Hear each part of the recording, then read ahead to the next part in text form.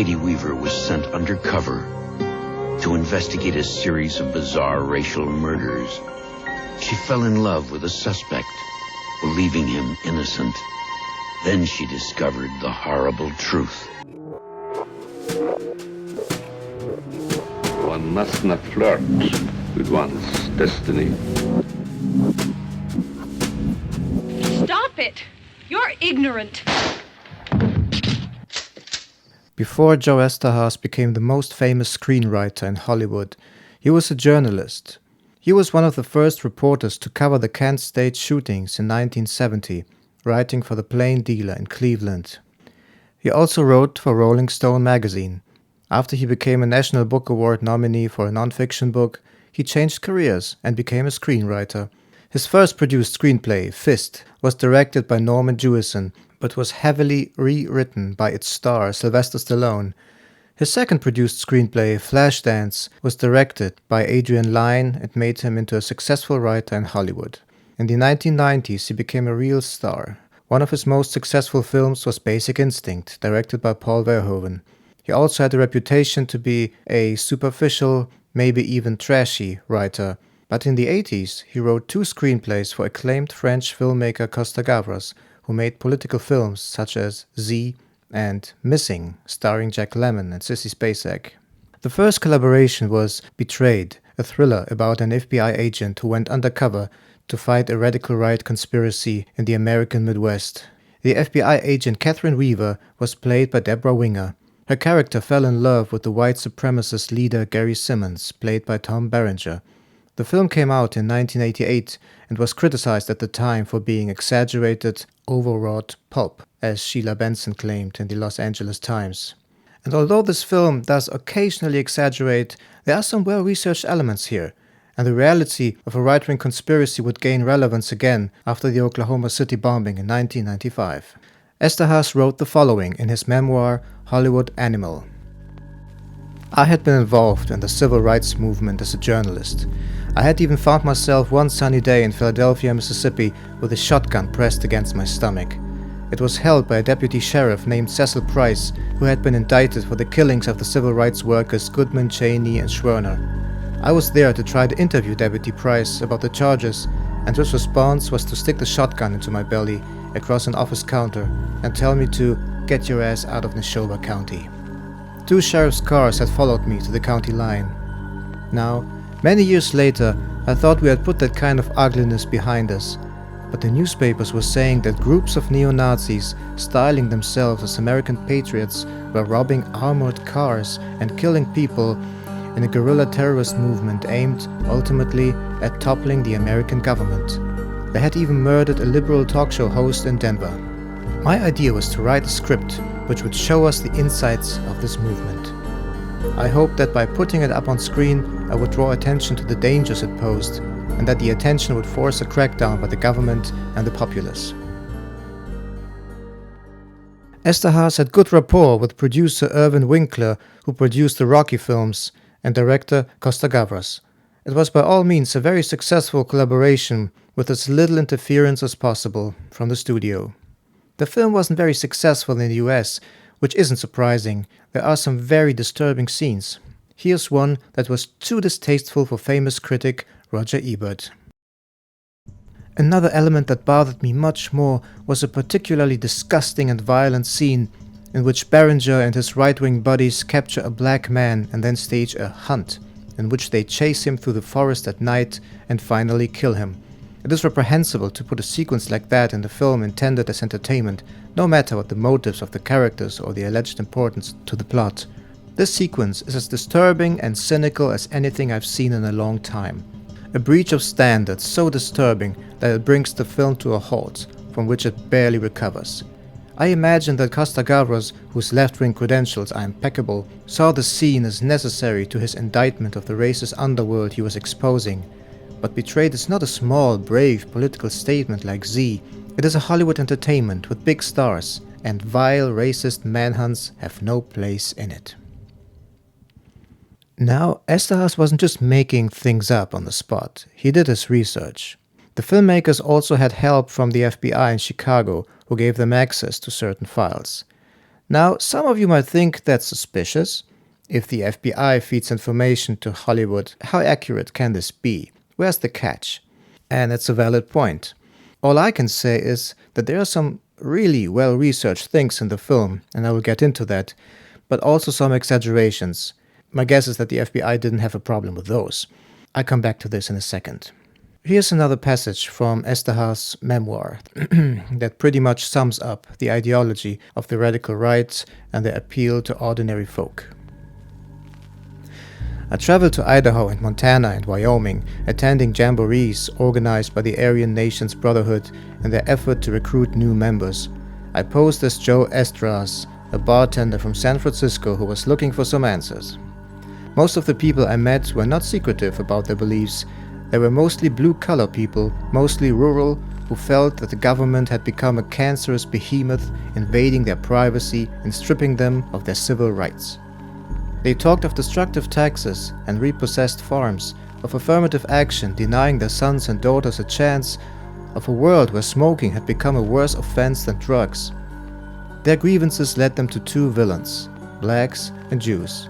The government, they said, was a Zionist occupation government, ZOG, and the only way anything would change, they said, was if ZOG was brought down. Their obsession with blacks and Jews put them into a surreal and dark netherworld that encompassed and perhaps put into action the demented fantasies found in a novel called The Turner Diaries, in which black people were hunted down like animals and murdered. I heard some dark and drunken ramblings about various mud hunts that had allegedly taken place in Idaho and Wyoming, but I was never sure whether the alleged participants were recounting reality or fantasizing. What I found most bizarre and sometimes poignant was the most of these people discussing these ugly, heinous things led exemplary all-American lives devoted to family and church. So, now here's the first controversy. Esterhazy admits that the so-called mud hunt scene was based on hearsay, or as he put it, dark and drunken ramblings. In the movie, the mud hunt scene is the most shocking and the one that gave Roger Ebert such a headache. In this scene, Deborah Winger accompanies her boyfriend Tom Berenger and his friends on a hunt. The hunt takes place at night. "What are we hunting, deer?" asks a naive Deborah. Berenger replies, "It ain't deer season." Then they meet Berenger's friends. There are a lot of weapons around, and there's a half-naked young black man that they captured. They give him a weapon with 10 bullets and give him 30 seconds to run away. Then they let the dogs loose. The hunt is on. It's a shocking scene, the most shocking one in the movie, and it happens in the first third of the film. From a dramaturgical standpoint, this is problematic, and after that scene, basically nothing in that movie will shock you. Another problem is that the scene basically comes from out of nowhere. In the first 40 minutes, Berenger's character tries to appear normal and not racist at all. But because he's in love with Deborah Winger's character, he just has to share this part of his personality with her. It's not that he gradually tries to get her used to his ideas, he just takes her to this hunt, where they hunt down a black man for sport and kill him afterwards. So that's a bit much, and it kind of hurts the film because, as I said, otherwise it's pretty well researched. And it's actually very nuanced, believe it or not. I looked up a review of the Klan Watch project to learn about racial violence in the 1980s in the US, and there was a lot of it. You have black joggers killed by sniper fire, skinhead violence, Klan shootings. In 1981, a black youth was abducted, murdered, and hanged, but I didn't find anything about mud hunts. To be clear, these things did happen in the past, but there's no mention of these things happening in the 1980s. You could get away with these things in the 30s and 40s because who would prosecute you? But after the Civil Rights Act, things gradually changed. And although there certainly was a lot of racial violence, the extreme right wing wasn't focused on the black population strategically as they were back in the day. Here's a quote from Sherry Seymour's investigative work Committee of the States, where she talks about a San Francisco reporter.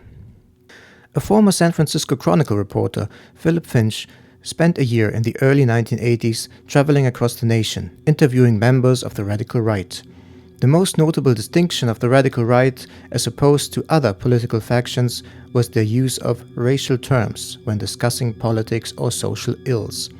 wrote Finch of this characteristic, "We have no greater political taboo, and it's one that the radical right cheerfully, doggedly, resolutely violates." It also explained the movement's perpetual status as a pariah in mainstream politics. In one observation, he noted that blacks are only secondary targets for the radical right's bilious invective. The surprisingly complex closed system of the radical right was constantly at war with the Jews. A woman at a gathering of the Christian Patriots Defense League was quoted as saying, referring to blacks, "There's no people on earth that's been used and manipulated more than they have. And we know who's been pulling their strings, don't we?" Finch's assessment of the paranoia that permeates the radical right was brilliant in its simplicity. Within the radical right is a body of myth and spurious literature that advances the notion that Jews, over centuries, have organized a plot to control the world, and that communism is its latest manifestation. Joe Eszterhas mentioned the death of a liberal talk show host in Denver. That talk show host was Alan Burke, whose story not only inspired the opening scene of Betrayed, but Oliver Stone's Talk Radio as well, a film that came out a couple of months after Betrayed. Stone took Eric Bogosian's stage play of the same name and integrated the Alan Burke case into it. In Betrayed, the Burke character was called Sam Krause and was played by Richard Libertini. The film opens with Krause on air and being killed shortly afterwards in a parking garage. After Krause was shot, the perpetrator sprayed ZOG on his car, which of course stands for Zionist-occupied government. After that, we're introduced to Deborah Winger's character, working in a farming community and meeting Tom Berenger's Gary Simmons. We learn very soon that she's an FBI agent who infiltrated the community that was supposed to be connected to terrorist acts and racial violence. I couldn't help but think of the Carol Howe story. She knew the infamous white power activist Dennis Mahon, whom she met while calling the Dial a Racist hotline in Tulsa, Oklahoma. He loved her, and she hung out with him, until she took out a restraining order. Then the ATF came along and recruited her as an informant. They were already interested in Mahon and thought she would be perfect for spying on him. So she came back, and Mahon apparently didn't think that was suspicious or unusual. I guess that's what love does. Or maybe he had a hunch what she was up to. But if he did, what does that tell us about him? Anyway, he brought Carol to Elohim City, the strange Christian identity compound that some called harmless, but according to Carol's reports, was a breeding ground for extremists and terrorists. Essentially, the story of a woman infiltrator into a rural right-wing community and her affair with the leader did remind me of Carol Howe. Her stormy love affair with Mahon mirrored the complicated relationship of Deborah Winger's FBI agent and Berenger's Nazi farmer, who's a Vietnam War veteran and a sharpshooter. Mahon also claimed to be a Vietnam vet. We know that he served in the Florida National Guard in the early 80s, but him being a Vietnam vet doesn't seem to be documented. Maybe he imagined himself to be Tom Berenger's character Barnes from Oliver Stone's 1986 film Platoon, an autobiographical war movie about his time in Vietnam. Staff Sergeant Barnes, the villain of the film, is a ruthless killer who commits war crimes, like the burning and looting of a village, which is reminiscent of the My Lai massacre in 1968. Why do I connect Mahon to Berenger? Well, he did so himself. In an interview with John Ronson for his Channel 4 documentary series The Secret Rulers of the World, Ronson asked him the following. Columbia Pictures are even considering making a movie about his love affair with Carol. Be a hell of a good movie. Yeah, it would. Who would you have playing you? I hope that a guy like Tom Berenger, but it might be the little Danny DeVito. One guy said Danny DeVito's going to play me. You know, that'll devastate me. I'll leave the country. After I saw this, I immediately asked myself, did Mahon watch Betrayed? It's not impossible. Maybe he was curious to see how Hollywood, quote-unquote, misrepresents his people. But I think it's more likely that he knew Berenger from films like Platoon and Sniper, or maybe even from sports comedies like Major League. He also played a Confederate general in the 1993 film Gettysburg. Anyway, There's a certain craziness in Berenger's Gary Simmons that reminds me of Mahon, but Simmons is an amalgamation of many real-life characters. Joe Eszterhas wrote the following in his memoir: "People like these heartland neo-Nazis didn't exist," the critics said, or, if they did, they were part of bizarre, microscopic cults which posed no danger to America. I wonder what those critics were thinking 8 years after Betrayed's release, when Timothy McVeigh, the reification of the Tom Berenger character, blew up the federal building in Oklahoma City. I wouldn't call McVeigh the reification of the Berenger character, but just as McVeigh, Simmons was a war veteran who felt let down by his government. There's also Mahon's craziness that you can see in the mud hunt scene. There's another interesting detail. At one point, Berenger shows Winger an elaborate computer network that he set up in order to communicate with Nazis from all over the States, a clear reference to Louis Beam, a former Grand Dragon of the Texas KKK and ambassador-at-large for Aryan nations. And I quote Sherry Seymour again. Beam spent his time promoting a nationwide computer link-up between right-wing extremists. Access to this computer network is by codename only, usually an alias, and by various security-level codenames assigned by Beam. The computer link-up was accomplished via modern and long-distance telephone lines to a specified telephone number. As of July 21, 1984, there were reportedly 284 subscribers. So before everyone had internet access, Beam was capable to connect extremists with his computer. According to the ClanWatch report, he developed an assassination point system which called for the murder of police officers, federal officials, civil rights leaders, and others. And, funny enough, Berenger's nickname in the film is Point, because he was a so-called point man during the Vietnam War. Berenger called his network the American Liberty Network, where he and his associates share enemy lists and communicate via codenames. So I have to spoiler the ending of the film now, beware. In the end, FBI agent Catherine Weaver, played by Deborah Winger, will have to kill Gary Simmons while he tries to assassinate a politician by sniper fire. But that didn't save the politician. He gets shot by another assassin, which means Gary was just a patsy. Just like Timothy McVeigh, some might argue. So maybe Eszterhas was right all along in calling McVeigh the reification of the Berenger character.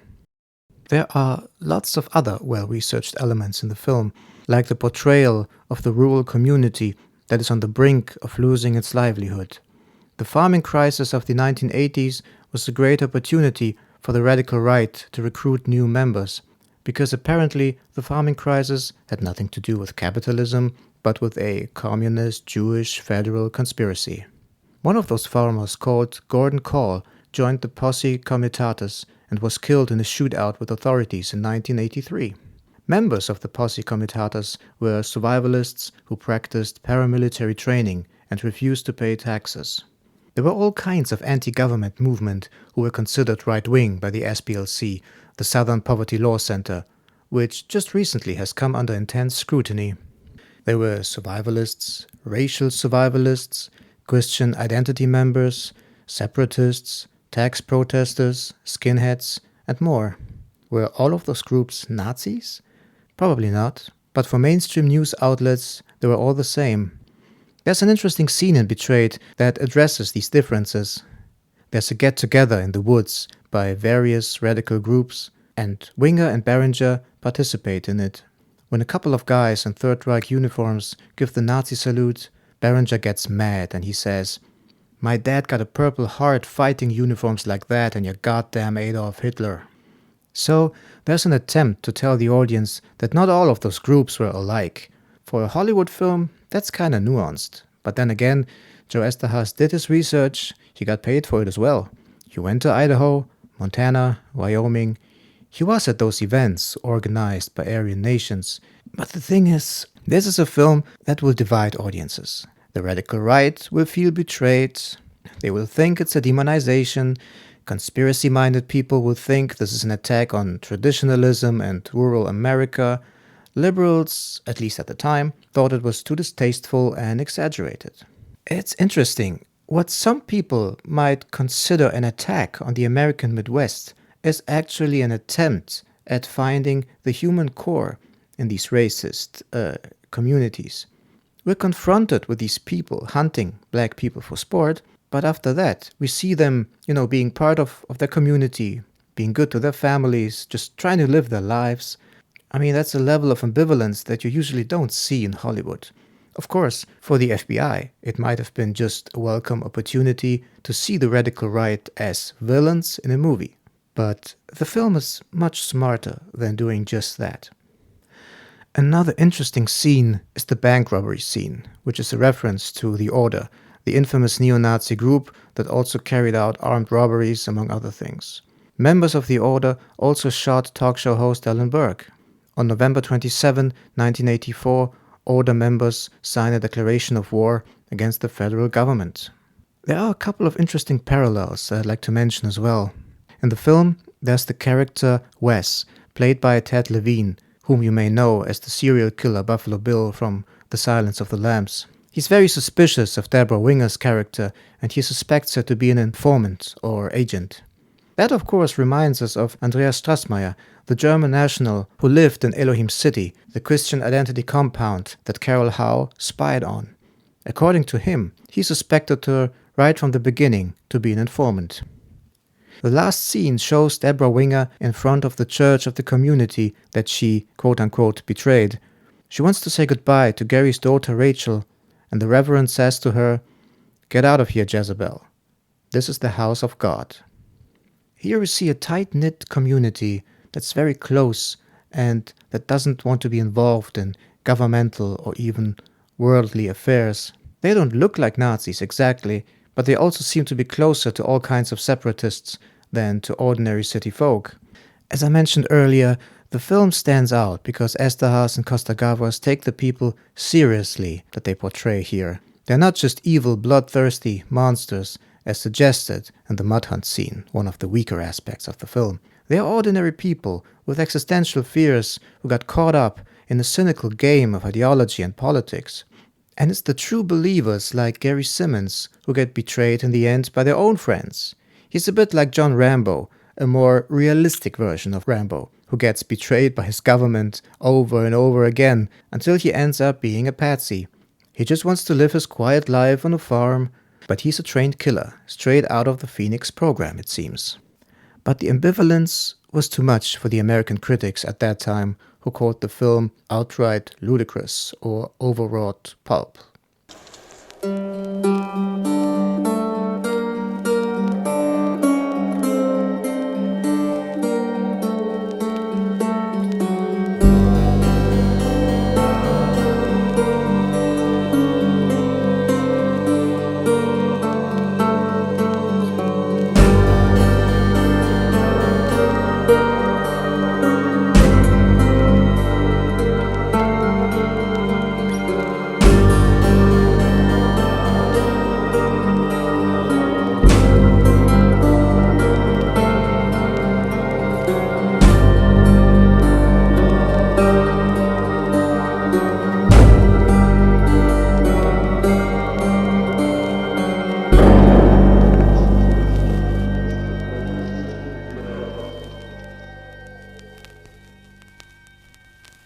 The question is, did Carol Howe see the film? Was she even aware of its existence? Could the film have been an inspiration for her and her assumed role in Elohim City? It was a big Hollywood production. She could have seen it, it's possible. Howe looked a bit like an actress herself. According to her 1997 resume, she did a bit of modeling and was acting in plays and musicals in Houston, Texas, and she was in one movie, the Weird Al Yankovic comedy UHF from 1989. She's not listed in the IMDb credits, but still, it's possible. The film was partly shot in Tulsa, Oklahoma, where she lived at the time. So, she might as well have been an uncredited extra. Did she want to become an actress? Or was that just a fad? We'll never know. What happened in her life between 1989 and 1993, the year she met Dennis Mahon? In the end, Carol never became an actress. Or maybe she was an actress all of her life. Depends on how you look at it. At some point, she rejected the role of the Aryan princess and became a government informant. In an interview with Diane Sawyer, she claimed it was an honor to work for the ATF, the Bureau of Alcohol, Tobacco and Firearms. But just like Deborah Winger at the end of Betrayed, she rejected government work and disappeared. She met a man called James Feefhouse and formed a terrorist cell with him. At the Feefhouse trial, she would say that she never stopped being an informant. She claimed she was still doing undercover work. What happened exactly? I quote from the Stanford Law Review. James Feefhouse and his fiancée, Carol Howe, formed a 2-member organization in Tulsa called the National Socialist Alliance of Oklahoma to promote white racial superiority and to advocate the destruction of, among others, blacks, Jews, homosexuals, and federal law enforcement officials. They maintained a telephone hotline under the listing Aryan Intelligence Network. One who phoned the hotline would hear an answering machine message in which Feefhouse explained the alliance's views. On December 8, 1996, one such message stated, in part, "It is time for all white people to realize that the current system of government is beyond repair. Our revolution is not about fixing the system, but to absolutely destroy it by any means necessary. Only then can we build an Aryan society for our children and grandchildren, as in the case of the bombing of the Murrah Federal Building in Oklahoma City, April 1995. The revolutionary understands and accepts, no matter how painful, that innocent people must be considered expendable if necessary, in order to successfully complete any action." A journalist who had been covering white supremacy groups and the militia movement phoned the hotline, heard this message, and called the FBI. On December 13, 1996, FBI agents searched Feefhouse's house. They seized literature espousing hate and violence, Nazi propaganda, a cache of weapons, books on bomb making, chemicals and other materials that could be made into pipe bombs, and a list of facilities in the Tulsa area occupied by Jewish, Muslim, and Native American groups, as well as federal agencies. Feefhouse was indicted on several counts, including the use of a telephone to transmit a bomb threat. By the way, the chemicals apparently belonged to Carol Howe and were obtained by her during her work as a government informant, according to the Oklahoma Law Review. Although she never became an actress, Hollywood apparently was still interested in Carol as a character. There were reports about Meg Ryan being interested in playing Carol Howe, but then the actress said her production company only considered buying Howe's story and ultimately decided not to pursue the matter in any way. And I quote, "Bombing victims were upset because of reports that Miss Ryan's Proof Rock Pictures paid the Tulsa woman $500,000 for her life story about making a movie on Miss Howe and had paid her a large sum of money." If you listened to my last podcast or John Ronson's last episode of his Carol Howe podcast, The Debutante, you probably know the story of Carol's relative, Lucy, who was a production assistant in Hollywood and who overheard Meg Ryan's assistant ranting in the bar about the racist anti-Semitic psycho woman who was apparently Carol. So here's your explanation why the movie never got made, right? Except that I don't quite believe the story. Because the news report about Meg Ryan not pursuing the Carol Howe story is from January 2000, but there's another news report from February 2000. And I quote, "The Carol Howe story is in development. Columbia Pictures is working on a movie about the controversial former government informant and the Oklahoma City bombing. Her agent said the deal was completed months ago. Neither would disclose how much Howe was paid for the rights to her story. Her Tulsa attorney Clark Brewster has described it as a large sum of money. The Howe story would be for release in theaters rather than a made-for-TV movie, according to Columbia Pictures." So the Carol Howe story was in development with Columbia Pictures, and that had nothing to do with Meg Ryan and her production company. I guess the negative publicity convinced Meg Ryan, America's sweetheart at the time, not to do the movie, because that's the kind of thing that would haunt the movie from the pre-production stage to the release. Anyway, Ronson makes it look like she only had one movie project going that she destroyed by being crazy and anti-Semitic. But that's hard to believe, especially considering there was another project by Columbia Pictures in the works. The film ultimately didn't get made. There might be a ton of reasons for that, and they don't have to be related to Carol Howe. But by the year 2000, she disappeared from public view and changed her name. She was gone. Maybe she didn't care for the film at that point in her life. Maybe she just wanted to sell the movie rights and disappear. Maybe that was a red flag for Columbia. Maybe they thought, if she doesn't care about this movie, why should we? Maybe there's something wrong with it. The character Carol Howe ended up on the small screen in 2023 in the Showtime miniseries Waco: The Aftermath, a sequel to the miniseries Waco. 2 years later, she was pronounced dead by John Ronson.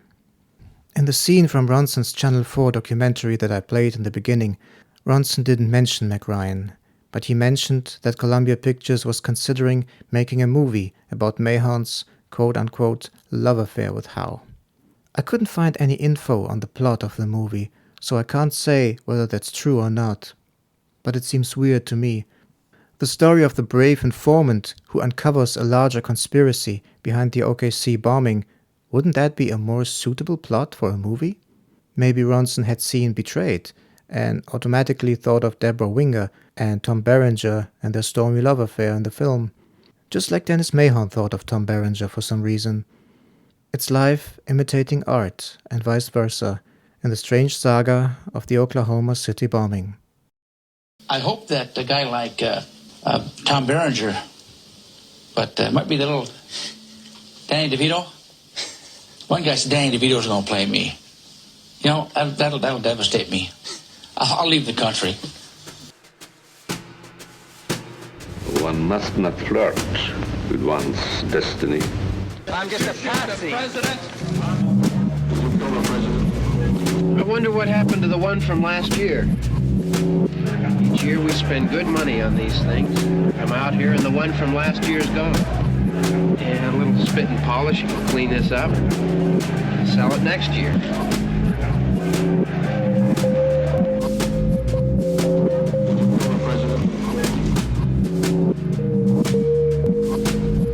So you try to pay me flattery, telling me that I'm a dreamer. Well, I do dream. Dreams that you would never guess. I haven't seen you in church lately. All right, Vince, hit him in the head, right between the eyes.